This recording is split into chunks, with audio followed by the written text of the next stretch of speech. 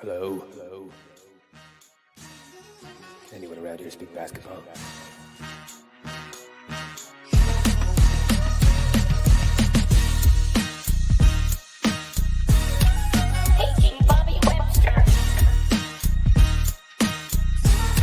This is Abby Silver.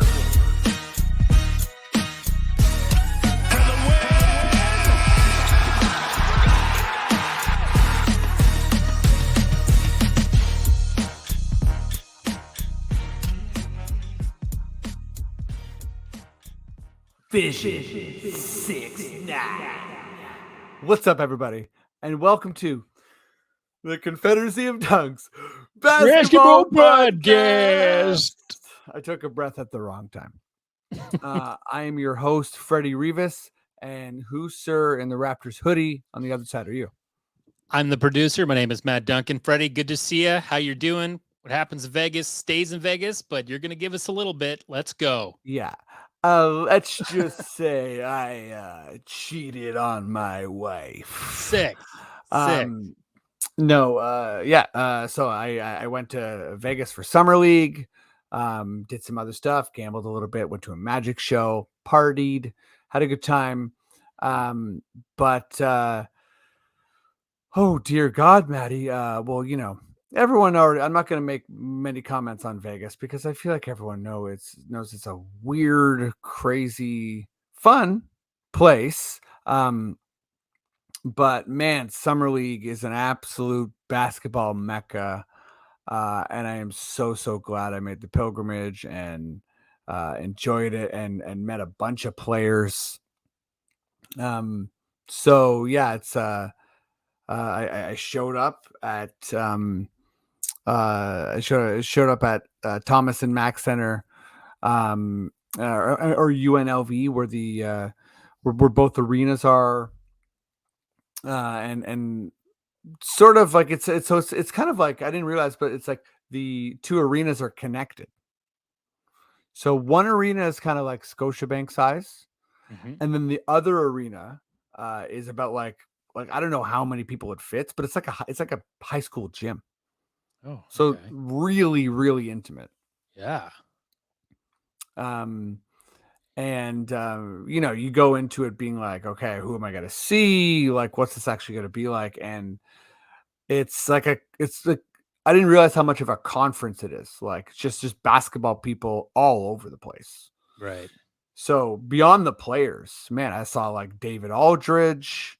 I saw Chris Haynes. A bunch of Raptors Republic people were there, former and present. Amit Mann from Yahoo. Did you Samson. see Kareem? I did not see Kareem. Did Kareem? Did he come to the first or second? So. Someone in Wembanyama your party, game? I think, had a picture of him. Yeah. So okay. So yeah, like so we sort of split up. So we had friends, Adam and Marco, both done the podcast. They decided they were not going to watch the Raptor game. Yeah. And they were going to stay in the good seats they found for the Wembanyama Scoot experience. Cause basically Scoot played against Amin Thompson from the Houston Rockets, another big draft pick. So it was the Trailblazers and the Rockets in the big arena. And then after was Charlotte versus San Antonio. So Brandon Miller, second overall, and obviously Victor Wembanyama from the Spurs. Right. So they say they were and they were right. They're like, we won't get these seats for the big game. And the rest of us, we were desperate to see the Raptors. So we went to the small gym. And like, if you watch that first game, like we're in very clear view the entire game. We're really close. I don't know if I've ever been that close to like that high level of basketball action. And I want more. Like, I'm going to go to a Raptors 905 game and get really, really good tickets this year just because of this experience. Wow. It was so cool. You got to see Grady Dick. Saw Grady Dick. Seems like he's only getting better each game, would you say now? Yeah. I think it's you know, obviously people are like, oh, right. You know, it's a little bit underwhelming. But I think one thing I always, you know, like, and you could see it at Summer League. Like one thing that was sort of a reminded that if you're a big, it's tough because the game's so fast. It's sort of like, Mhm. the G League. And also if you're just like a shooter, there's no spacing. Yeah. So it's not like Pascal or Scotty or OG are driving and they're kicking it out to the open shooter. Like there's Yeah. just no breathing room whatsoever. Yeah. But on the so Grady was a little bit underwhelming, but I think we'll be totally fine. And then Yeah. obviously Marquise Noel was the story of the first game. Right. Yeah. Yeah. Big Mighty Mouse vibes, big Muggsy Bogues vibes. He Yeah. was just like and really intense. Like Yeah. just and explosively fast. I think we will obviously see how his game translates to the NBA, but Mm. on defense, he's not bothering anyone's shots. Like he's good in a pick and roll defense, but kind of like if they move the ball around, he's just too small to bother a guy's shot. On offense, I think a lot of people were focusing on is his shooting good enough, and he shot okay, so he shot great the first game, but like I think what's really special about his offense is that he can break anyone down. Like he's just Right. faster than everybody on the court. For Yeah. Raptors fans who remember TJ Ford, a lot of that energy, like this guy's just like very, very lightning bolt fast and wild passes. It's going to be interesting to see for sure. Well, I will say when fans or people watching, they played Brooklyn the night before. You see this, and he did have a 22-7 game, Grady Dick. So yeah, so that just happened like right before Yeah. we started recording, right? So yeah, it seems like Grady Dick did have his breakout game, so I'm happy about that's that. good. Yeah. He was Lots of loud. time. What's that? Lots of time. Lots of Come time. on now. Come on. But everyone was there. Masai was there in the corner on his phone. Bobby's there doing his thing. Trying to find a charger for his BlackBerry. You're just charging his BlackBerry. So many former players, and all the Raptors were there. We saw them all lined up, right? Obviously, big deal, I guess, to folks that Pascal wasn't there, Gary wasn't there either. Yeah. At that, I shot some fun video of Scotty taking like threes in his sandals at halftime. I saw that. Yeah. Which worried me because, flip flops. You take a little jump and you come down on those. You can roll an ankle or something. Yeah. Don't need Scotty, that. take it easy. If Don't he was hurt wearing yourself. like Birkenstocks, I'd feel a little bit more comfortable. A little Sure. better support. But Scotty, if you're listening, sorry I didn't say hi. And Matt would prefer you wore some Birkenstocks. I was there. It'd be like, whoa, what the hell are those? Get off the court. My little brother Thomas, we filmed him going over to say hi to OG. It was very awkward, very funny. Because he kind of went up and tapped him on the shoulder. I'd say startled him a bit. I'm glad but OG it was cool. There. That's good. What's that?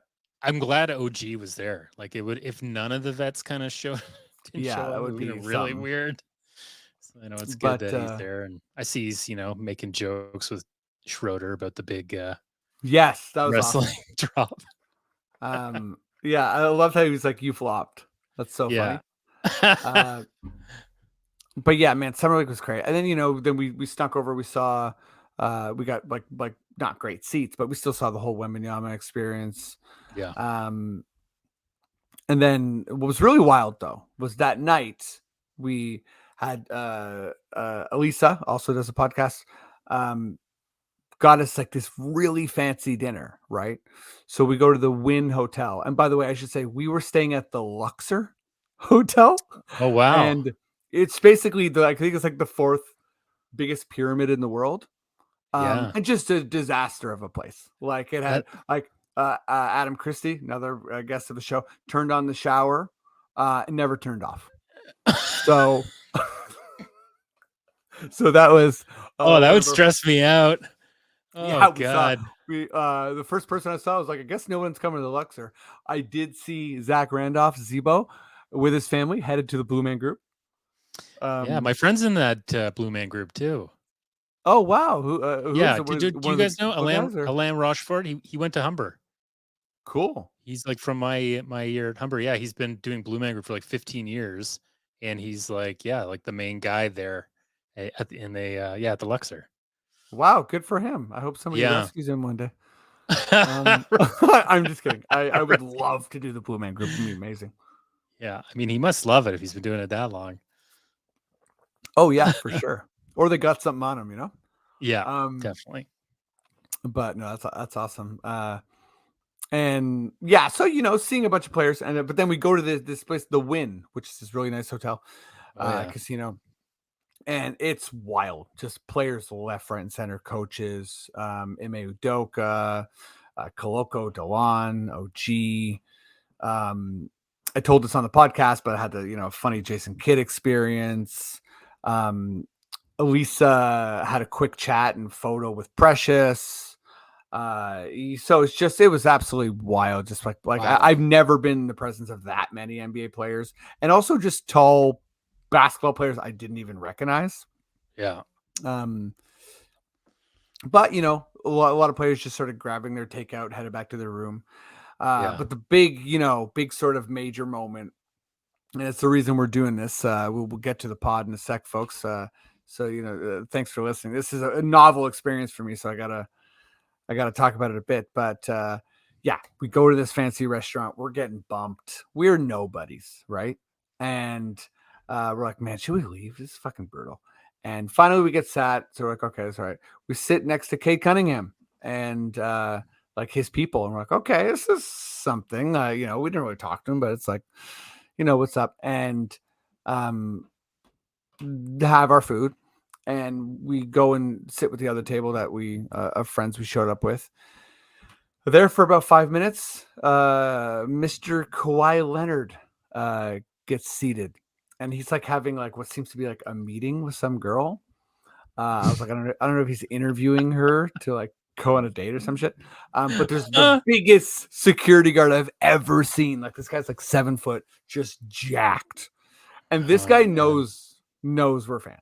Like security guards looking at us, being like, "Don't you fucking talk." Yeah. You know what I mean? The security guard's like, if one of you goes up to Kawhi, I will choke slam you. Were you like, does Kawhi dine here for free? Yeah, right. We're all and we're trying to be chill, right? Like no one's like bugging out and being weird, but like everyone's like, there's like 10 of us, right? So like everyone's just like going to the bathroom and like being like, holy shit.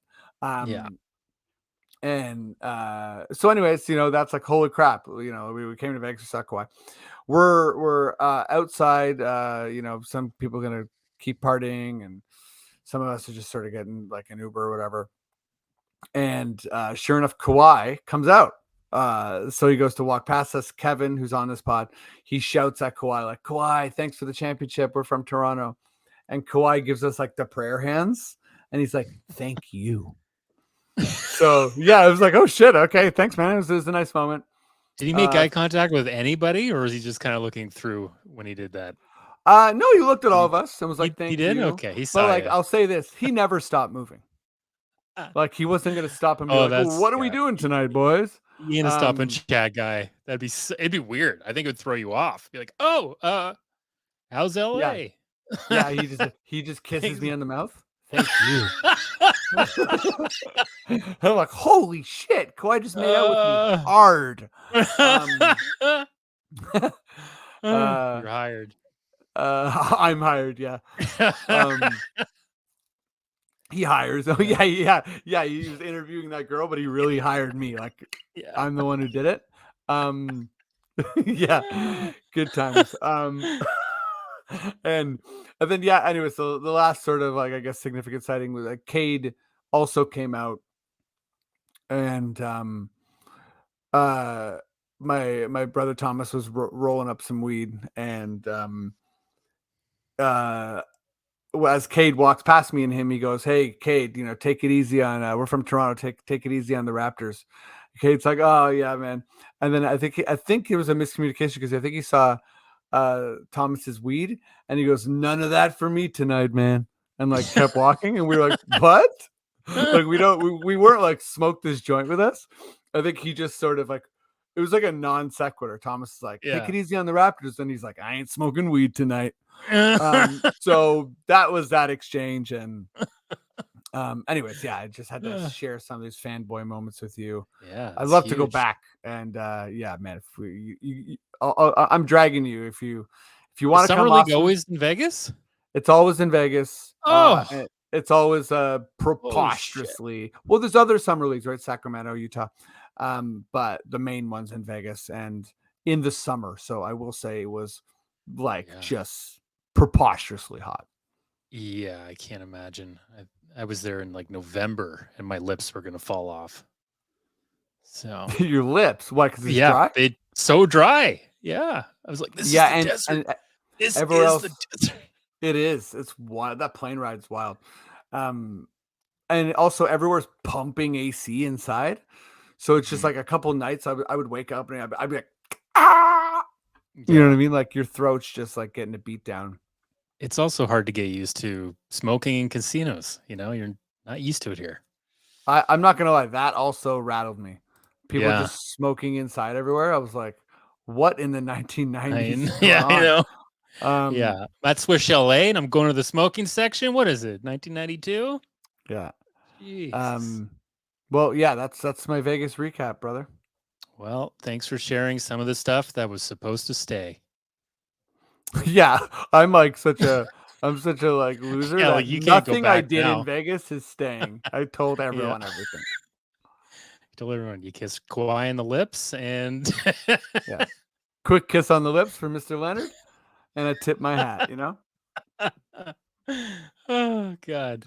All right. All right. Well, let's get cracking on this episode. And if you're tuning in, this is probably the longest intro of all time. But you know, we're gonna get a lot of shit for it. Yeah.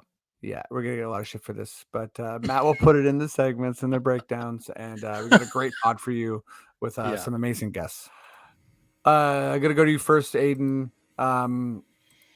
And you know, I think we will be talking even in the next segment for a long time about sort of Fred VanVleet's departure.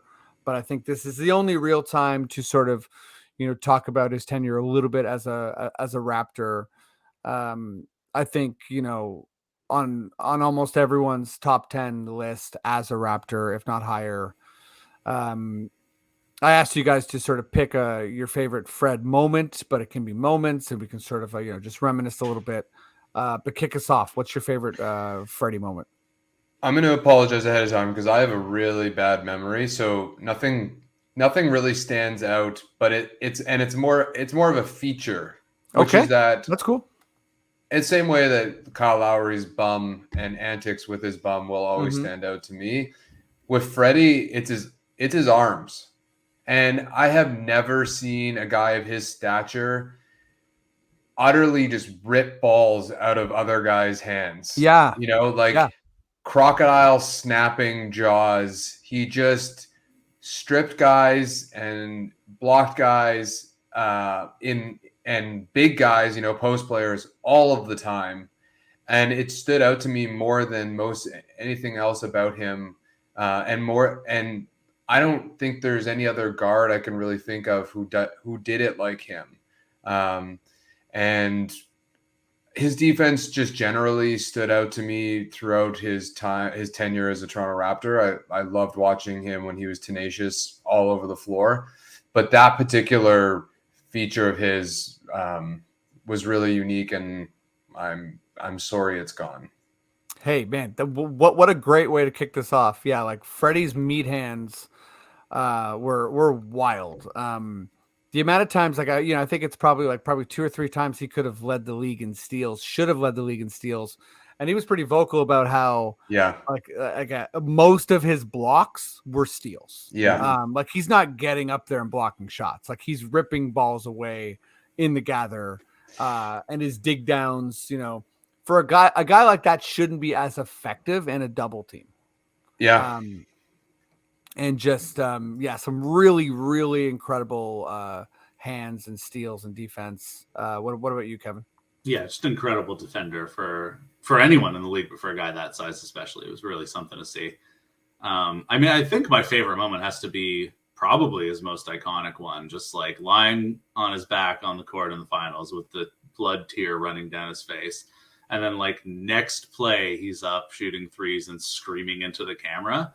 I still remember being at a friend's place. Well, I think we might have been watching it together actually. And just like the entire room screamed when he screamed. And it was like one of the coolest sports moments ever. And it was like, I can't remember now if it was game 3 or game 4 in Golden State. I think it might have been game 4 that happened. But it was like that moment of like, oh, are we going to win this thing? And it was like, it really was such a turning point in terms of like, I don't know, what a Toronto team might actually do. I think it was one of those moments where it was like, oh no, we're here. And this is like actually happening. Yeah. Secondary moment was him going off on the ref last year because like the entire internet was like, Fred's the best. And it's like, yes, Fred is the best. And I wish he had gotten more flowers for more things, but I'm glad he got those ones at least. Yeah, well said. I think, I'll also start with sort of like a main like kind of moment or moments and feeling. In the Golden State series, the box and one doesn't happen with Fred. They didn't put, Kyle wasn't the one, Fred was the one. That was the guy they put on Steph. Besides all the shot making, he was the one defending Steph. And obviously Steph was like, that's okay, I'm still going to go off. Mm-hmm. But, he made him really, really work for it. And, obviously the Hubie Brown finals MVP is sort of like this joke, right? But you think you watch that series and Fred is an absolute standout. Yeah, he's everywhere. Yeah, he's not the finals MVP, but he was like really, really special. But I'm glad you picked an off the court moment too, because like another moment I wanted to say was, it's the bubble. This is sort of it's after the murder of George Floyd. Things are really intense. This is before the Bucks, I think Magic, kind of like protest game. Or was it, sorry, Bucks Celtics? And Fred was the first person who sort of like really made like, a pretty intense comment. The reporters asked him like how he was feeling, and he flipped it back on them. And he was kind of like, how are you feeling? And it was this like really sort of moving, honest, composed thing that, I don't want to give him credit for starting any type of movement, within the league, but he, was the first player to kind of like hit hard on the, this situation not being okay. And I remember being like, man, this guy is an incredible public speaker, mm-hmm. and just a total leader. I got a couple more, but Adon, is there anything that's sort of in your head as far as Fred? No, but that is a good point. Like I do value how honest he was, this past year, I think he got a lot of pushback, I guess, or flack for being kind of outspoken. But we so seldomly get that in the NBA or like from celebrities or from sports figures. And he was eloquent with what he said and always honest. And, as a writer, like you savor those players as much as you can, because so often you're just inundated with, kind of, idioms and stuff. So yeah, just like sort of platitudes, sports talk. Yeah, it's a great point. I mean, I'll also just throw out there the 2020 game, league leader in a single game leader in points. When he got hit the single game record for points, that was also fantastic, and I think so fitting. And I just wish he had spent his whole career here, because that would have been such a cool story. I get that he cut a contract that the Raps had no way of paying, and more power to him. But it's just a shame it all went down the way it did. But I agree. I want some records. Yeah, and to that end, I think let's talk about this offseason a little bit. Very, very tumultuous. We use Fred as the lead-in. I got it here. Just a very quick recap. we don't know who, if we're going to end up, I assume we will, but signing a guy like Jeff Doughton. But, just off real GM, we have sort of a lost and added category. So currently lost, Delano Banton, Will Barton. I don't know if that counts. Jeff Doughton, Ron Harper. And again, Doughton, Harper might come back with the club. And of course, Freddie. And added, we have Grady, Jalen McDaniels, Marquise Noel, Jakob Pertl, and Dennis Schroeder. Kevin, I'll get you to kick it off. What, that's sort of the roundup of transactions. And, obviously there's this overhanging, Pascal stuff, but it's, way back to Aiden's point, that's like the rumor kind of world that I'm just a little less interested in. And when and if that happens, obviously we will get into it. But there's a lot to chew on here. Yeah. How are you feeling about where we're at? I still kind of feel like last year was weird somehow. Like the Raps were worse than they should have been. I still kind of, looking at the players we had, I don't think we were going to light the world on fire, but it went so much worse than I ever would have thought. And so by that same token, we're a lot worse without Fred. I think we're banking on Scotty turning a corner and being a point guard, because if we're planning to start Schroeder, then we're going to be pretty bad, I think. I hope we keep Pascal. I know it's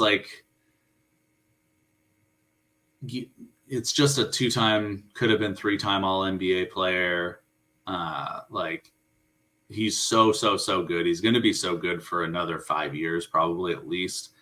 And I get it that we've been in trouble because we're sort of not committing to one direction or another here. And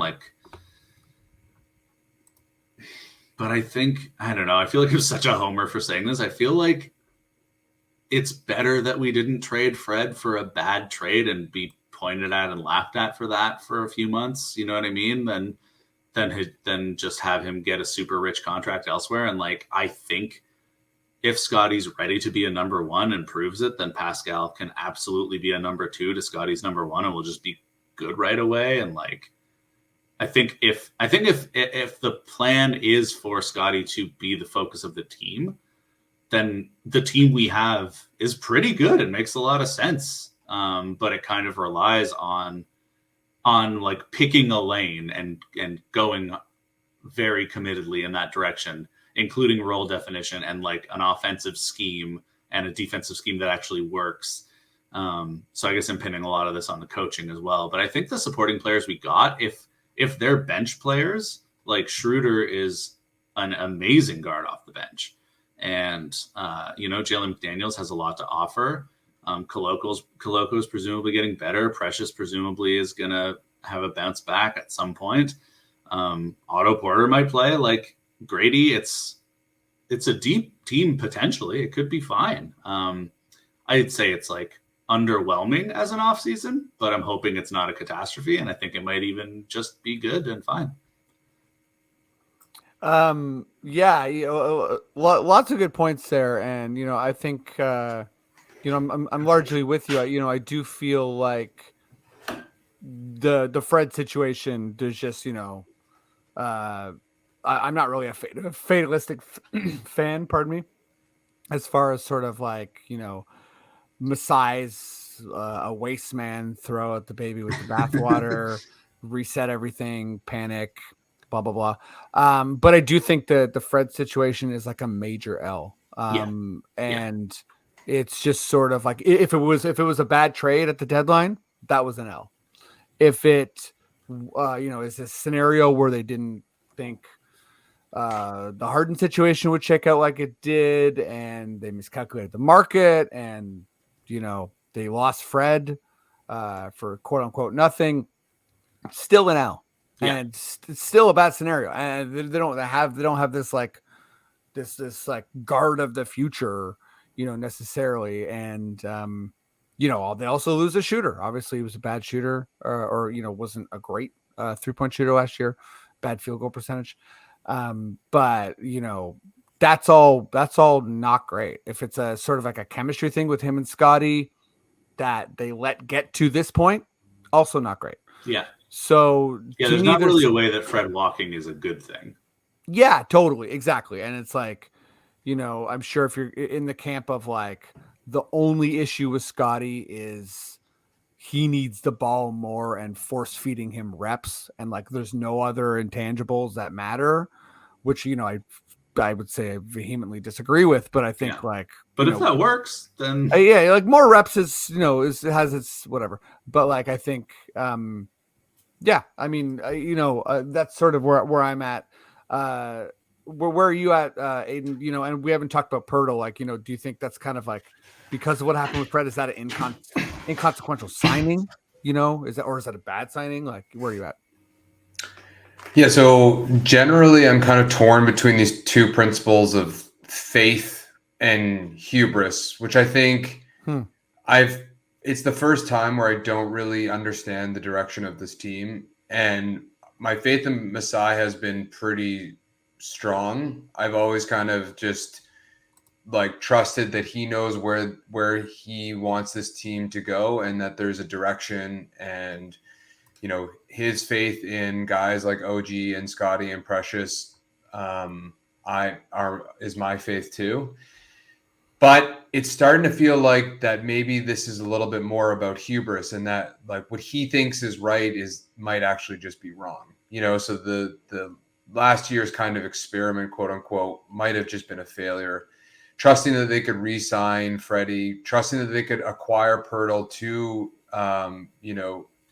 appease Freddie and probably Pascal. All of those things might have actually just been miscalculations, and maybe I have to check my own faith. Yeah. I'm not there yet. I think the offseason was.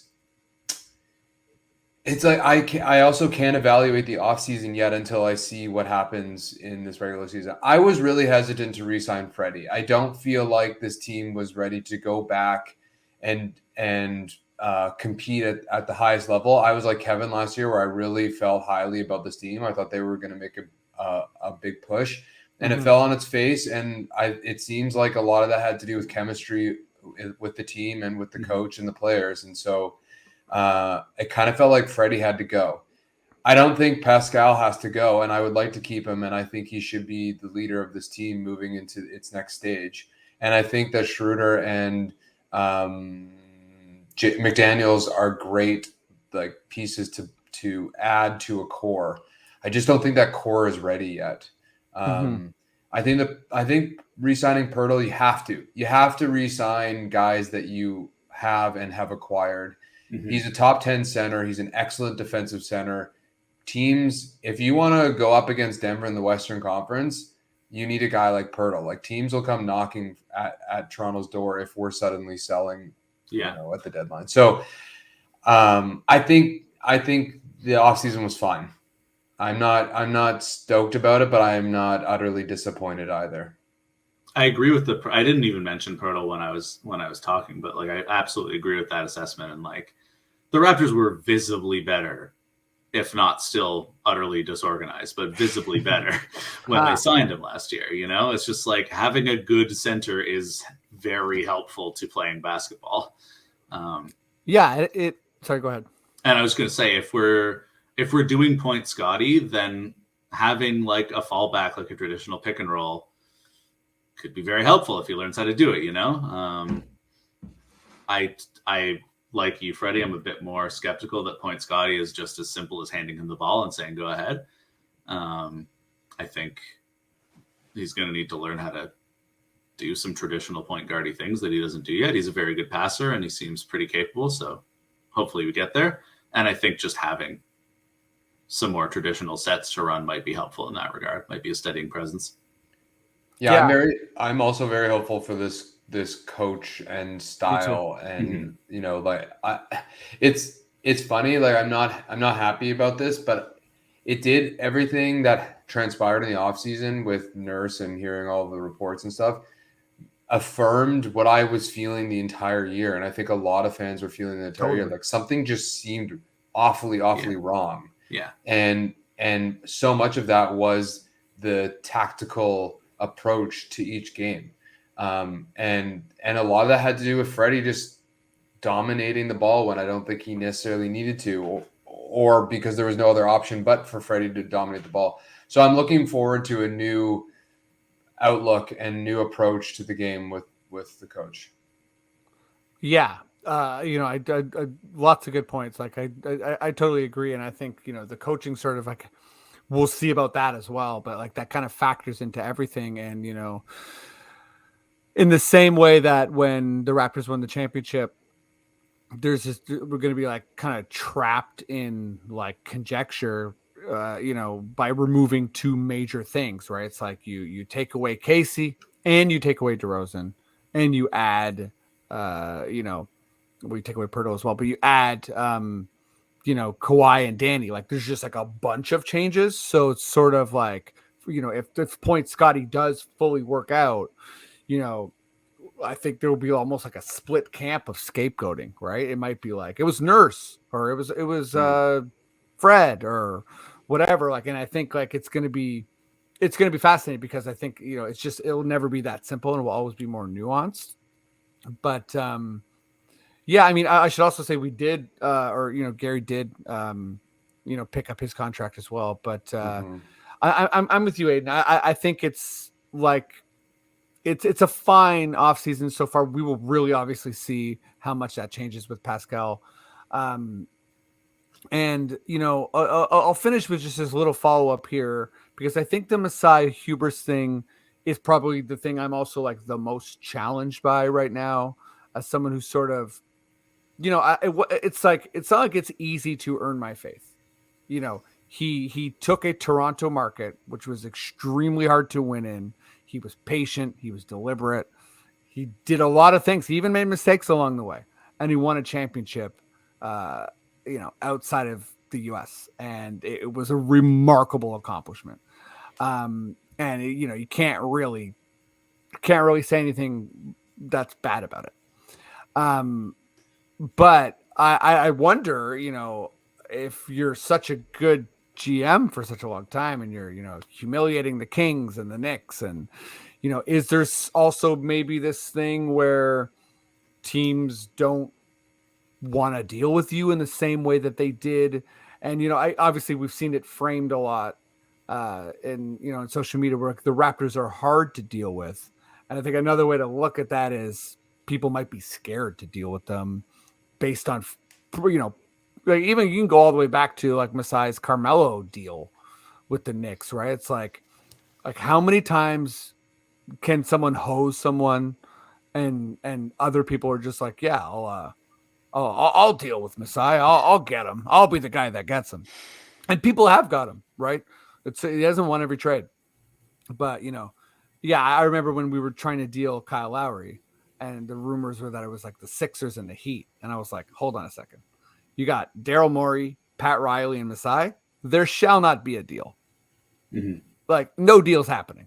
These guys they're all equally afraid of each other. And I pray for the Blazers having to deal with Miami. But yeah, so let me just throw it back and like, do you think the hubris is sort of like is this double-edged sword where he's, like perhaps the league is also kind of skeptical and it's like starting to. It's freezing us in place. I'll go to you first, Aiden. Well, I think teams are generally smarter, both by getting burned, but just generally, I think there's just a better executive with most franchises, so they're making better calculations, and I think that to your point, people are starting to call Masai's bluffs. And but I do think Masai is kind of in this like, I have nothing to lose. Like you either pay me exactly what I want, or we'll stay as is, and that's fine too. And I think that's where I see the hubris most is that he's confident with whatever happens because he's going to figure it out. And for the most part, he has made the right decisions along the way. but in recent times, both in the development, like guys we are signing in either undrafted or drafting in the second round aren't turning out. Mm-hmm. And the recent trades have arguably not turned out. Mm-hmm. And so we're just starting to see kind of like this this invincibility dissipate. And I think I do think other franchises are saying, fine, fuck you. You know, like we're not that desperate like we once were. Yeah. Agreed. Kevin? Yeah, I agree with that. I think there are fewer like boneheaded GMs, frankly, throughout the league. I think teams are hiring better and better as time goes on, and you're seeing the impact of that, and that there are, there's fewer Colangelos, frankly. I think that like I agree. It's funny. I think you need a bit of hubris to do the job, because I think you have to be. You can't really doubt yourself. You can't go into a deal wondering if you're doing the right thing. I think you have to like have a plan and commit to it. One thing Masai said a long time ago that I always really liked was that, he looked around, made a plan, took a step, looked around again, made a new plan, took a step. And it's like every step of the way, you're kind of reassessing. And I feel like he's been more risk averse. He's always been more about asset management than swinging for the fences, I think, until the swing presents itself. And I think what that's looked like is a commitment to a thing that maybe is not working. And I think for better or for worse, and I think just as a general GM habit, it's for the better. I think in this instance, it's turned out for the worse for us. That he's really waiting and seeing on his plan and not trying to just like burn it down and start over, because you just see that hamstringing franchises for full decades of being worse than mediocre. It's not a cure-all. So I think it's frustrating to watch, and it definitely makes me as a fan kind of worry, like, are you overcommitting to what you think is a good idea, and you're not seeing it's not a good idea? But I'm hopeful that it's more so just not trying to fix it all at once in one swing. Yeah. We'll see. Because I agree with Adon. This is the first time where I'm just like, what are we doing? Yeah, and I think also sometimes Masai doesn't get the credit for like pivoting, like even like drafting a guy like Grady Dick is like, well, we haven't done that before, right? This whole we'll teach everyone how to shoot. It's like, well, maybe some people we won't. Yeah. Sorry, go ahead, Kev. I just said making the obvious move in the draft. Yeah, right. Cool. Well, let's wrap it up there. I'll bring Maddie in, but let me go to you first, Adon. Where can people check out your stuff? Obviously, Raptors Republic. What do you want to let people know? That's it. I'm on writing hiatus for the summer, so nothing new there. Beauty. Yeah. Kevin, what's going down? What do you want to share with the world? Nothing big on my end either. Donate to the Friends of Ruby Trans ID Clinic, or your local climate change effort, or just go ahead and donate to something good in the world. That's my blog. I love it. And I know a lot of listeners are rich. So yeah, get it done. Maddie, share some good info with the peeps. Just go to raptorsrepublic.com. That's a great place to find us. You can go on the podcatchers if you're watching on YouTube with the clips that we put up. There's a full episode on the podcatcher, so check them out. I put chapters now on all the episodes. So if you've had too much Human Centipede, you can jump to the next topic. It's up to you. We make it easy for you to move around. Or you could re-listen. Or re-listen. Yeah, just keep pressing that time code to get back to the Human Centipede. And yeah, go to dunkspodcast.com. That's also our own personal website. You can listen there. And that's it. We'll see you in 2 weeks, folks. Ha ha ha ha. Wow, Woody Is that Woody the Woodchuck. Woodpecker? Yeah, or Woody Woodchuck, Woody Woodpecker. In the mix. That's new. That's good. Maddie, if you feel like we're done and we're good to go, please just give me those words I love so much. Okay. Okay. Listen to full episodes of the Confederacy of Dunks only on the Rapcast.